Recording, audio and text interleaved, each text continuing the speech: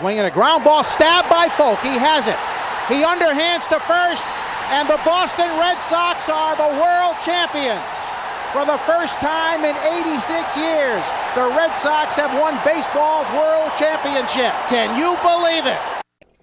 Welcome back, everybody. This is the Fenway Files. My name is Tyler, and thank you for joining us through what's probably going to be like an hour and a half long yap session, because we have a lot to get to, a lot to talk about.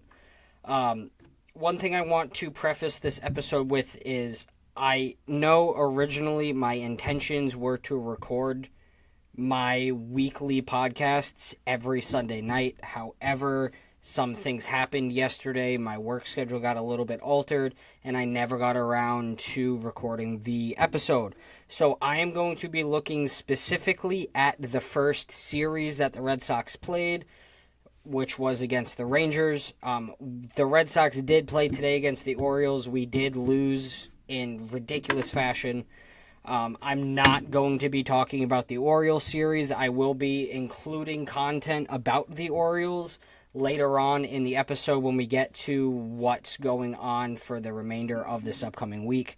But for the sake of consistency going forward, I will try to record these episodes on Sunday, and I will keep the content to things that have happened prior to the episode recording. Now, there is also some huge breaking news that we are going to have to get to a little bit later on regarding Garrett Crochet, because Craig Breslow must be listening because he finally paid the man, so thank Jesus Christ.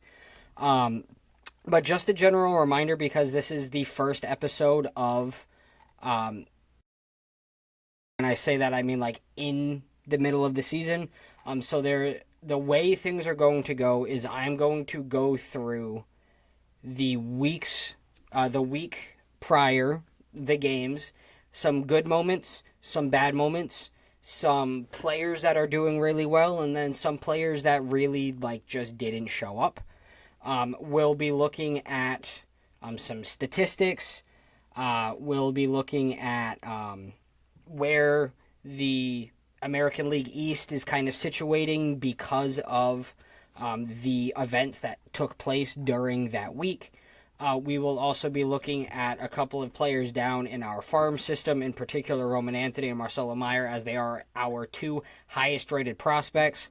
I would include Kristian Campbell in that list, but he made the opening day roster, so I can't include him there because he's not in Worcester.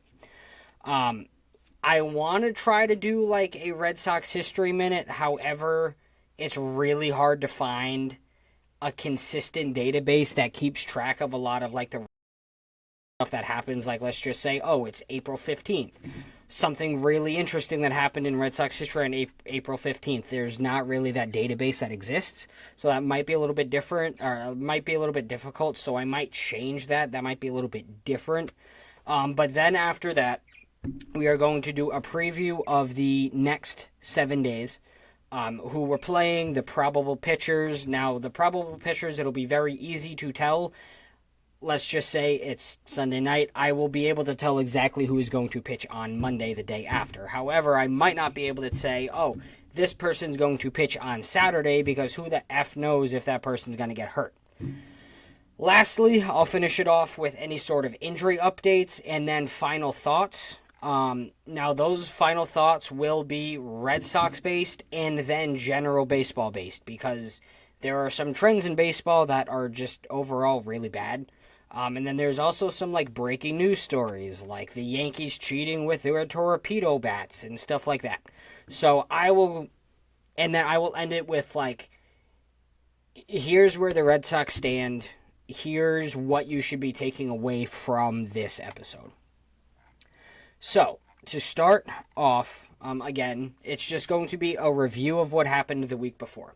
So, opening day was on Tuesday at Texas, at the Rangers. Opening day was fantastic. Team was hyped. They looked good. They looked good defensively. Even though Garrett Crochet didn't seem lights out, the Red Sox were still able to win 5-2.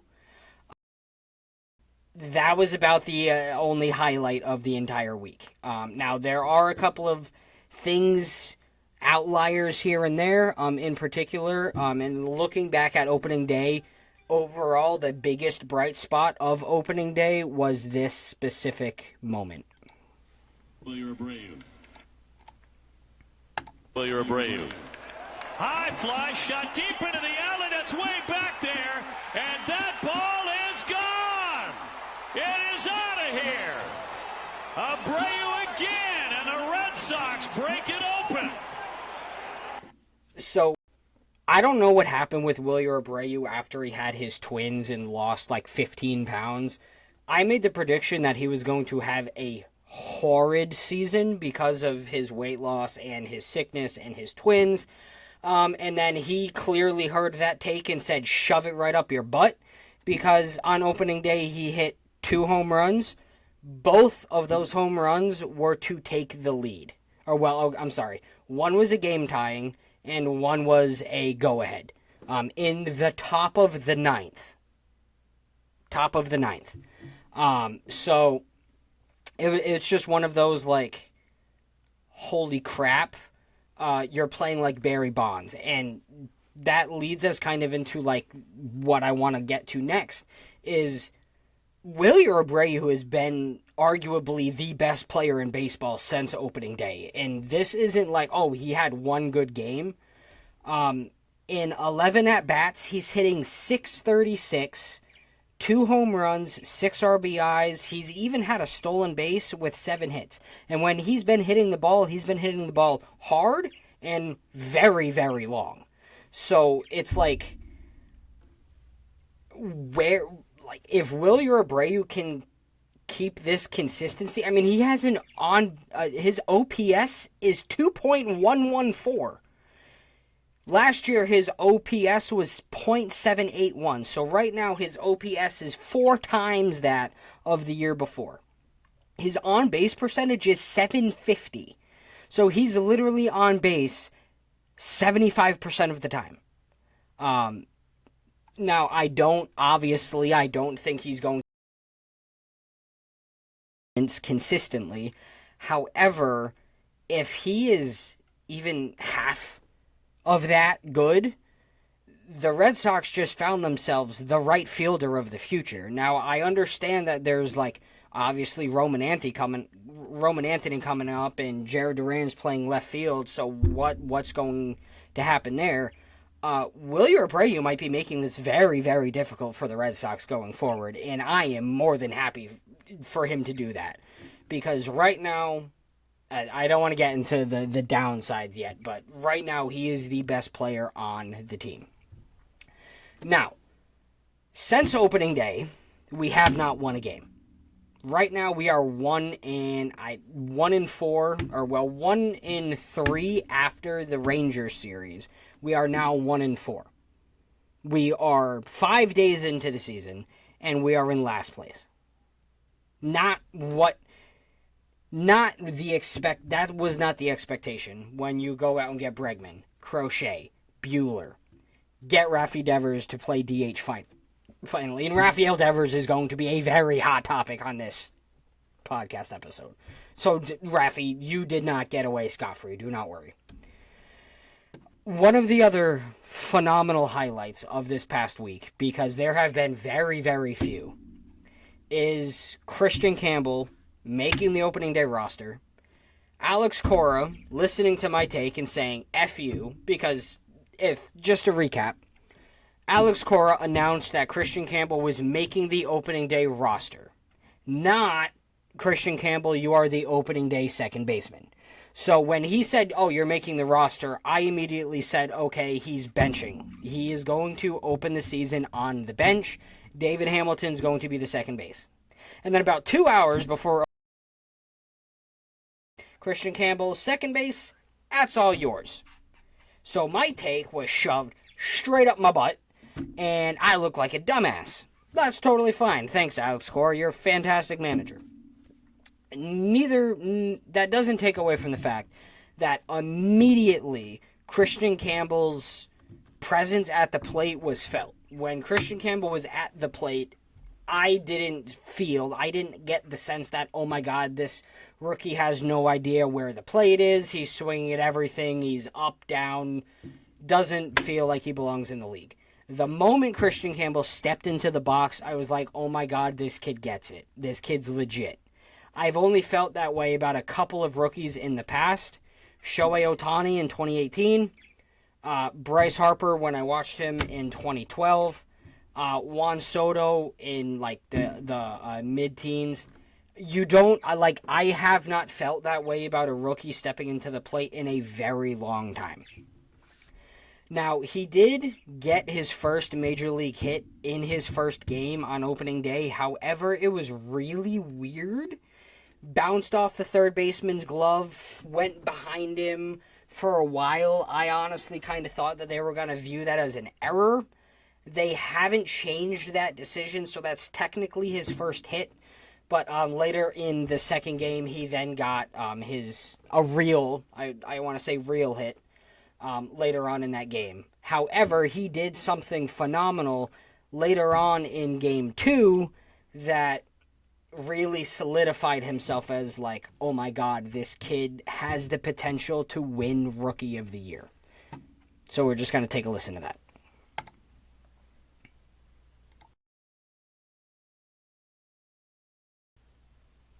Maybe not.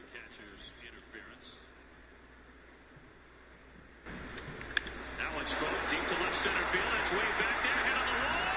It is gone. Kristian Campbell with his first major league home run. So Kristian Campbell hit his first major league home run.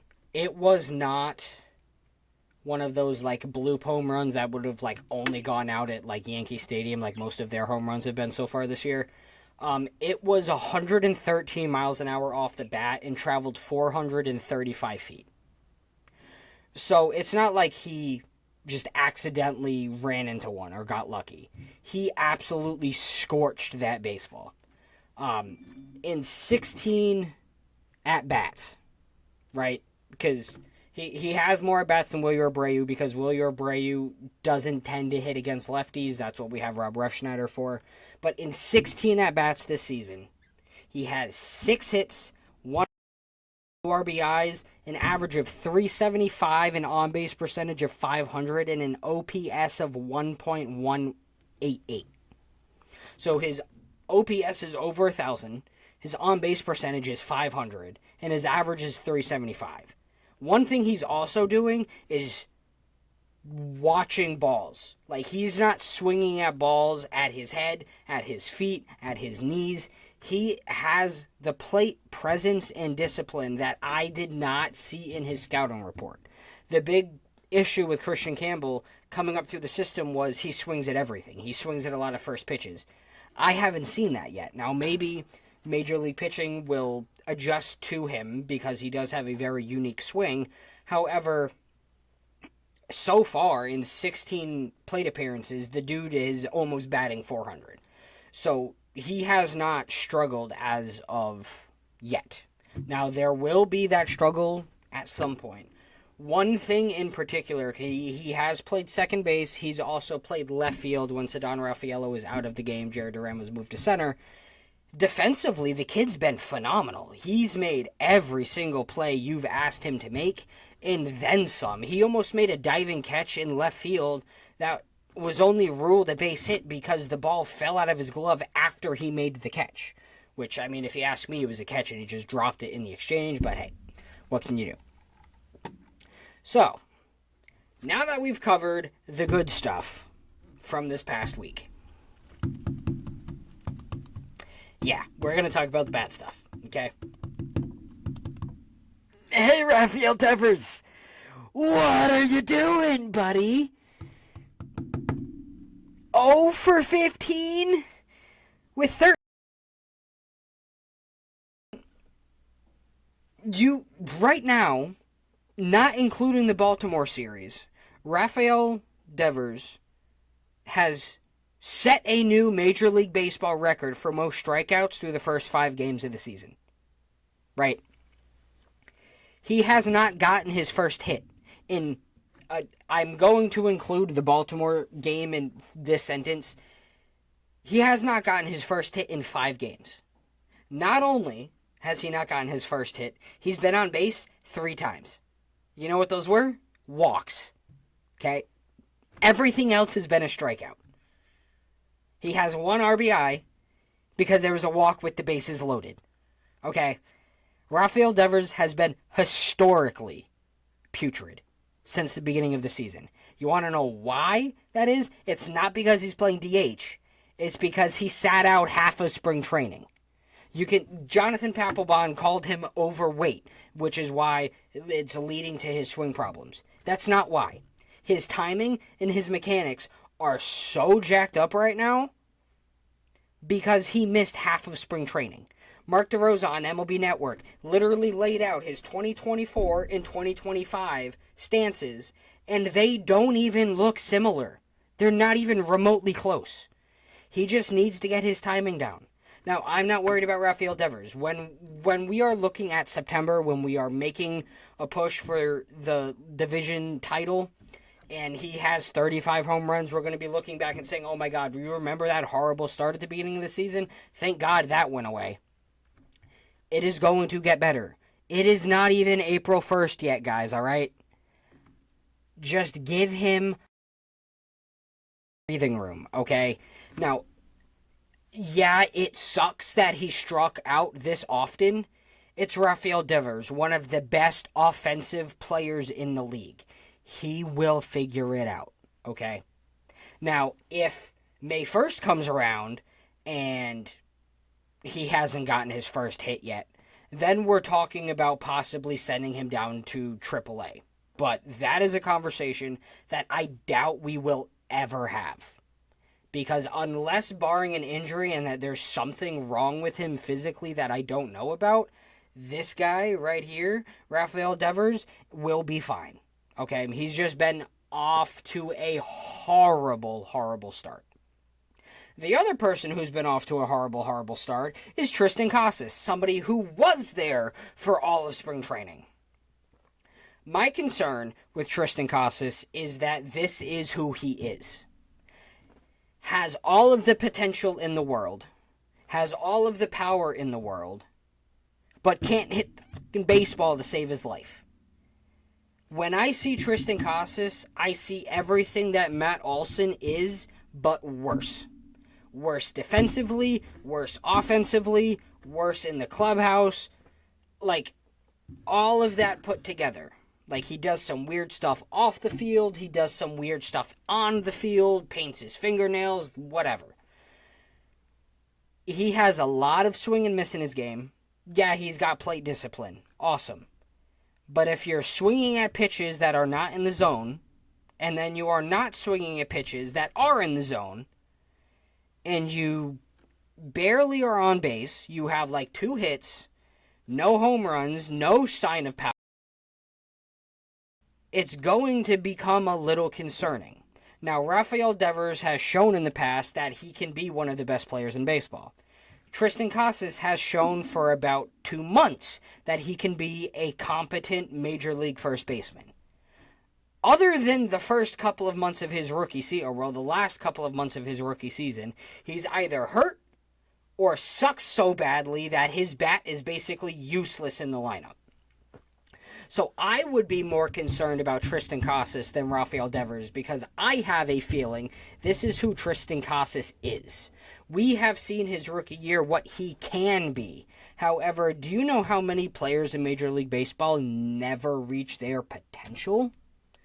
Like, there's a difference between players who are really, really good and they meet their potential and they're always hurt. And then there are players that showed their potential once and then were never the same player again. Like Bobby Dahlbeck had almost 30 home runs in one season and then never hit more than 10 ever again in his major league career. So for me, if Kristian Campbell continues to play like this, we might have to make a decision about the future of our first base. Because there are some notable free agents, Laddie, coming up next offseason that are going to be asking a lot of money. And if we don't know by the end of this year is at first base, we're going to have some real big problems, because not only is Kristian Casas our only answer at first base, we don't have first base depth in our minor league system. We traded all of our first base depth. Nico Cavadas, gone. He's on, I think, Pittsburgh. So it's like, if Kristian Casas isn't playing first base, our other first baseman is either Romy Gonzalez or Abraham Toro. That is not our long-term answer at first base. So we need to figure out our first base issue this year. Because if we don't, we're not going to have that fail-safe of like, oh, Vladdy Guerrero Jr. is out there, he's a free agent. He's probably going to sign for 10 to 12 years, and like, we need to make that decision this year. So, I've hit on Devers, I've hit on Casas.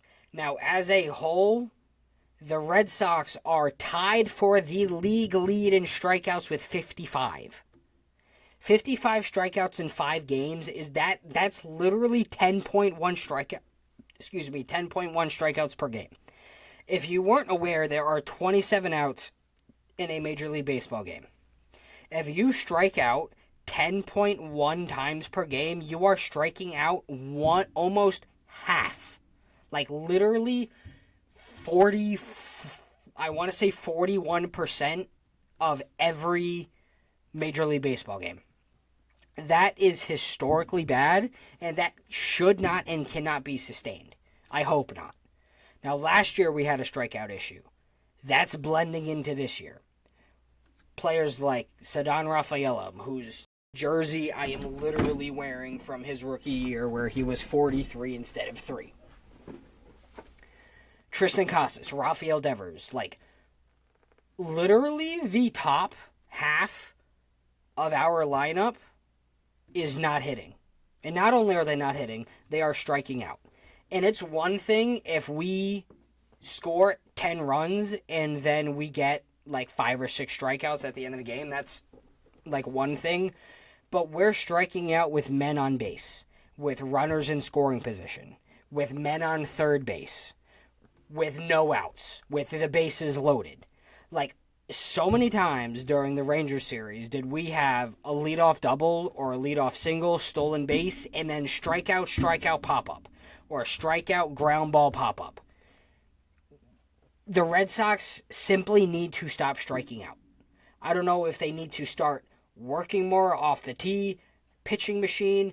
I don't know if it's Pete Foxy. I don't know what the hell is going on down or up in Fenway, but they are striking out an astronomical amount of times, and the league is taking notice, right? Teams are not afraid to throw curveballs in the middle of the zone because they know damn well Connor Wong isn't going to hit a nuke off of them.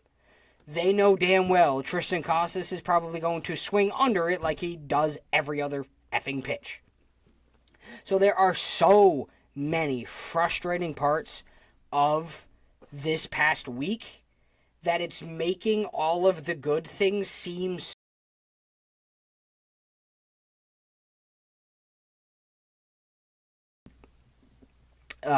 Kristian Campbell getting his first opening day home run. I think I just lost audio there for a second. So it's just it's so frustrating that they are being so putrid. Now, the only thing that has made these games close is our starting pitching and our bullpen, outside of today's game against the Orioles, because that is another story. The Texas Rangers series, those 4 games, we kept that Rangers lineup, which just won the World Series 2 years ago, under 5 runs per game. They did not score more than 5 runs throughout those 4 games. Our pitching staff looked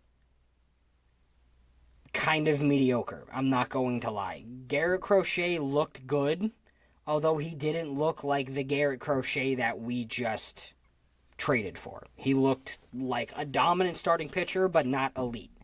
Walker Buehler looked like the old Walker Buehler of old. Tanner Houck looked like August 2024 version of Tanner Houck, not all-star Tanner Houck.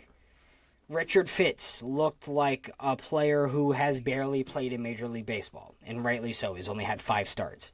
Sean Newcomb looked like regular Sean Newcomb. So it's like our pitching staff spring training looked like their normal self throughout the first week. Our bullpen, on the other hand, has been lights effing out. To the point where, like, on opening day, we basically pitched a shutout after Garrett Crochet walked off the mound. All of the runs from the Rangers series that were scored from the starting pitcher. Now, there were some runs that were allowed by the bullpen, but those were earned runs for the starting pitcher that the bullpen arm came in to replace. So, most of our bullpen, not including today's series where Justin Slayton basically shit his pants in Camden Yards, is 0. Aroldis Chapman has been lights out. Garrett Whitlock looks like all-star Garrett Whitlock. All of these players look phenomenal somehow. And it's just like, if our offense can score more than 3 frickin' runs a game, we might actually stand a chance. But it's kind of unreasonable to ask a bullpen that is clearly flawed to keep opponents under 3 runs per game. It's not feasible. It's not possible. So, now that we have covered that, let's just break down the American League East. Let's just do that, all right? Now, the American League East, these standings are as of right now. This is including today's game against the Orioles. The Red Sox are in last place. They are 1-4. We have a winning percentage of .200. Blue Jays are in 4th place. They are 3-2. They just won today, so they now have a winning record. Orioles won today, kicked our ass after the 7 of 3-2. The Rays have only played 4 games. They have a record of 3-1. That is not going to be sustained. Give them 2 weeks and they will be under 500. The Yankees, who I will be highlighting at the end of this podcast, are undefeated. They are in 1st place. Yay.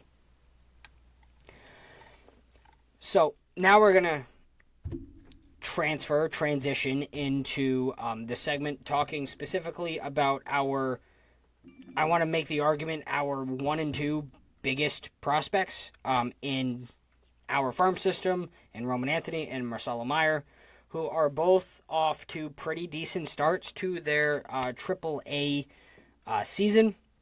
Roman Anthony in particular, Marcelo Meyer had a good opening day and then has not done anything since then. Roman Anthony so far in his AAA season, he is batting .333, an on-base percentage of .600, slugging 1.3, and an OPS of 1.9. He had 2 home runs on opening day, and they traveled a very, very far distance. His first one, he pimped. He hit it, and he watched that sucker fly out of the ballpark. Marcelo Meyer had a fantastic opening day, had 2 hits, 2 RBIs, has not done squat since then. He is batting .222, on-base percentage of .222, slugging percentage .222, OPS .444. So outside of that opening day, not really done too much. That is in 9 plate appearances, so he has played in every game, but he had 1 good game, 1 bad game. So Roman Anthony consistent through 2, Marcelo Meyer up and down. It's 2 games, I'm not really worried about it. If Marcelo Meyer is hitting .222 in August, then that is something that we can talk about. Now, I'm going to skip over the Red Sox history minute simply because I could not find anything for March 31st. But hey, you know what? we can talk about the historical marker of the Garrett Crochet extension, but we can talk about that at the end. Now, next week's preview. This is going to include today's game, so bear with me. Everything's kind of all over the place. We have a 3-game series against Baltimore, and then a 3-game series against the Cardinals. So that is basically what will take up our next 7 days. Now, that 3-game series against Baltimore, we had Newcomb versus Povich today. Newcomb, not great, but it's your 5th starter. You don't expect him to throw a shutout. Tomorrow, we have Garrett Crochet versus Zach Eflin. And then not tomorrow, I'm sorry. On April 2nd, we have Crochet versus Eflin. And then the game 3 in the rubber match is Houck versus Martin. So, that series is really going to come down to how Crochet and Houck pitch. If Houck pitches anything like he pitched the second game of the season, we are not going to win that game. Now, I understand that the... I don't know why I'm blanking. Charlie Morton. I don't know why I put Martin. It's Morton. Charlie Morton is the starter going for Baltimore. He's like 55. No, he's actually like 44, but he's...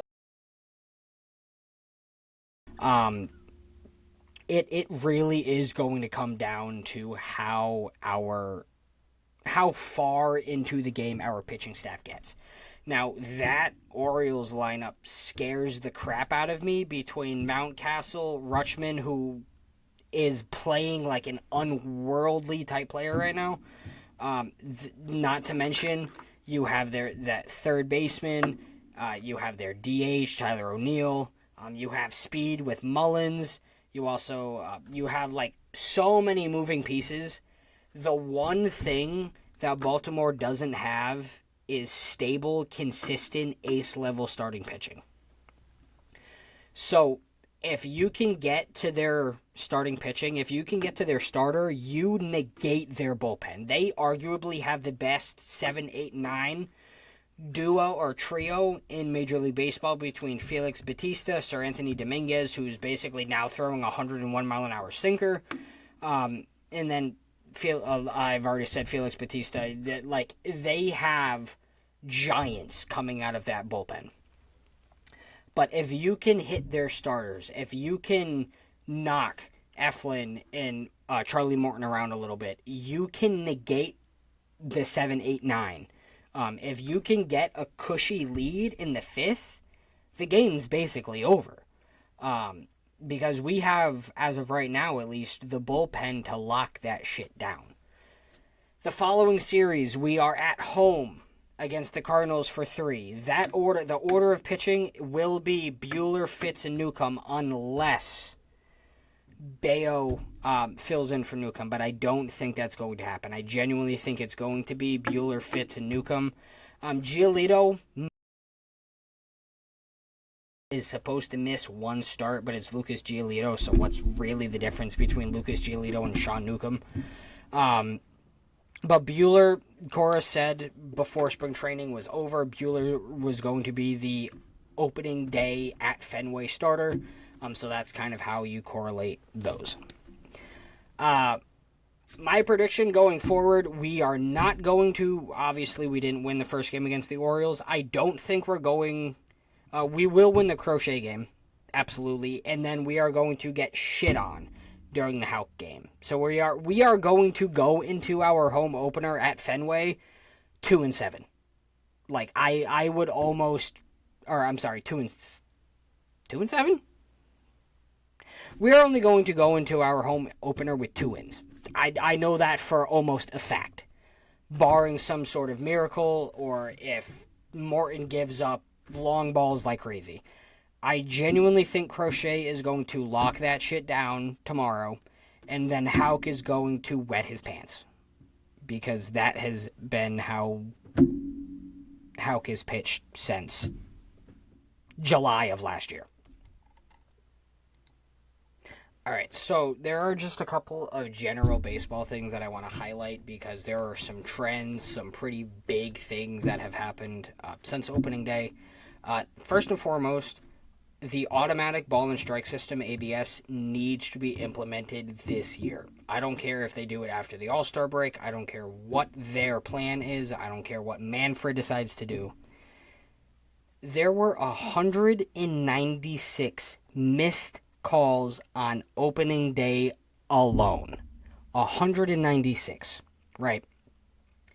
The game that the Red Sox lost 3-4 on the 29th of March, the home plate umpire, Adam Hamari, probably pronounced that wrong, had a called strike accuracy of 78%. Okay. His strike zone was bigger than the size of the sun. Looking at his umpire scorecard, and it's putrid. And every single missed call, guess who that went against? Yeah, you guessed it, the Red Sox. Overall favored runs scored for the Texas Rangers, 1.5. Guess how many runs we lost by? 1. So the home plate umpire literally dictated whether or not the Red Sox were going to win or lose. Every single time the Red Sox were in a big spot from opening day to now, we got the bat literally removed from our hand because of the home plate umpire. And it wasn't just one game. It has been consistently every single game since the beginning of the year. And for whatever reason, it's targeting Kristian Casas more than anybody else. He has been on the receiving end of 12 missed strike calls. 12 strike calls that should have been balls. But that's neither here nor there. Regardless, ABS needs to be implemented this year, because one thing I will not tolerate is an umpire deciding whether or not the Red Sox deserve to win or not. Okay. Have they played like they deserve to win? No, they have not. However, if an umpire is given the ability to take wins away from this team, that is going to piss me off. Plain and simple. The second baseball thing I want to talk about, and this is going to be a very controversial topic, especially because Rob Manfred decided to stick his nose in what was going on and come out with some bullshit ruling. These torpedo bats that the New York Yankees are using are bullshit. Okay, I don't care. Major League Baseball players, since the dawn of time, suspended, have been removed from ball games, have been thrown out for tampering with baseball bats. Sammy Sosa was suspended for 10 games for corking his baseball bat. Okay? One thing he never did was change the shape to give himself an advantage. Maybe he reduced the weight, fine and dandy, but you would never see Mark McGwire, Sammy Sosa, Barry Bonds alter the shape of these baseball bats to get an advantage against the pitcher. They use steroids instead, but that's not the point. You should not be allowed, as a Major League Baseball player, to use a different bat than the rest of the league because you can't hit with a normal one. Okay? So for those of you who aren't aware, you have let's just say this Apple Pencil is a baseball bat. Okay? Normally, baseball bats start off really skinny at the handle, and the further into the bat you get, the thicker it gets. Usually the barrel is about the last 4 inches, maybe a little bit less, of the bat. Usually that's where you want to hit the ball. You want to hit it in that sweet spot. What the Yankees did was they took that sweet spot and they moved it down about 6 inches down the bat. So the middle of the bat is thicker than the tip of the bat. So when they swing, they're swinging bats that have a thicker width in the heart of the bat than the other part of the bat. And that is designed specifically to give them an unfair advantage against the rest of the league. Now, the rest of the league is so-called allowed to use these bats, but why am I not surprised that the Yankees, who have notoriously been poorly offensed outside of Aaron Judge, has started using these bats? Now, they are on a historic start with like 17 home runs in their first 5 games, and I wonder fucking why. Rob Manfred came out today and said that those bats are totally fine to use because they are so-called within regulation. Well, maybe the regulation is not correct, because if you go to any Little League game, high school game, college game, and players are using bats that have been fooled around with to give their hitter an advantage, they get thrown out of the game. Can you imagine if Major League Baseball players, or specifically Major League pitchers, started using different shaped baseballs? Yeah, sounds kind of fucking crazy, doesn't it? But it's totally fine for Major League hitters to start using different shaped bats? Like, what the hell are we doing? For 160 years, this game has existed, and now because the New York Yankees lost the World Series because their offense died, they go and use these bats that literally, in my opinion, are just as bad as taking steroids. Like, I don't understand it one bit.